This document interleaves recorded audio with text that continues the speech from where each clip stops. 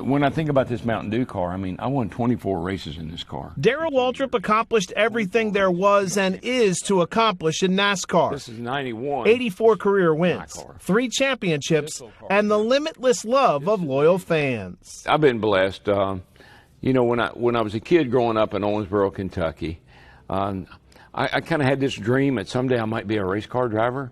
When I was 6 years old, I told my grandma I'm going to be a race car driver someday. She said, "Shut up and eat your popcorn." And so if you say, what's your all-time favorite win, Daytona, all the others aside, it's got to be that first one, because it was so special for me to be able to tell my grandmother, "I told you, Granny, I told you I was going to be a race car driver." That's my grandmother. That's my grandfather. Waltrip made the seamless transition from the driver's seat to the broadcast booth, where he has been for the last 19 years calling races for Fox. No, but I can't tell you how long I had to practice and practice and practice. There are only 4 more races for Waltrip to utter his notorious catchphrase. Boogity, boogity, boogity! Let's go racing for $1 million, boys! He will retire from announcing when the Fox portion of the schedule ends in June. The decision to stop broadcasting and retire. Well, they said they were going to quit paying me. Well, so was it not your decision? No, that's not true. It was time. I believe we all time out. You know, I think I've run my course. Just like there are a crop of new young drivers that are looking for an opportunity, and they can't really get that opportunity until some of the older established drivers step aside. And that's how I feel like in my career.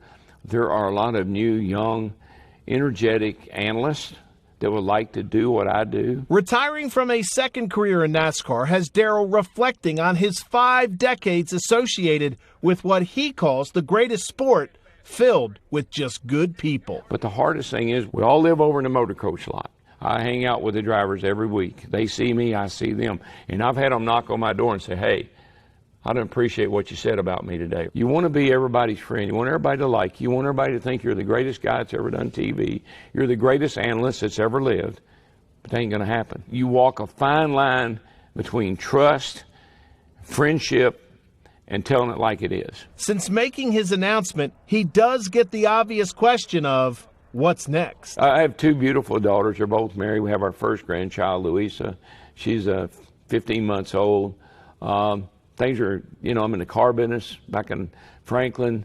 I still got a lot of irons in the fire, and I don't know what chapter 3 might be. I think there is a chapter 3. I just don't know what it is yet. My wife, Stevie, 50 years. We'll be married 50 years in August. And she says, "Well, we're going to go to Europe. We're going to go to Ireland. We're going to go." Honey, I don't want to travel. I'd just like to sit on the couch, watch some races, and play some golf. How's that sound? But there is no hard concrete plan, which stays pretty true to old DW. Look, I'm a day-to-day guy. I mean, when I was, everything I've ever done, race team or whatever, so what's your 5-year plan? I ain't got one. I never have had a 5-year plan. I do day-to-day. I got up this morning. I'm here with you. I don't know what this day will bring. When it's over with, I'm going to say, wow, this day was a bad day, or this day was a great day. Starting off great, by the way.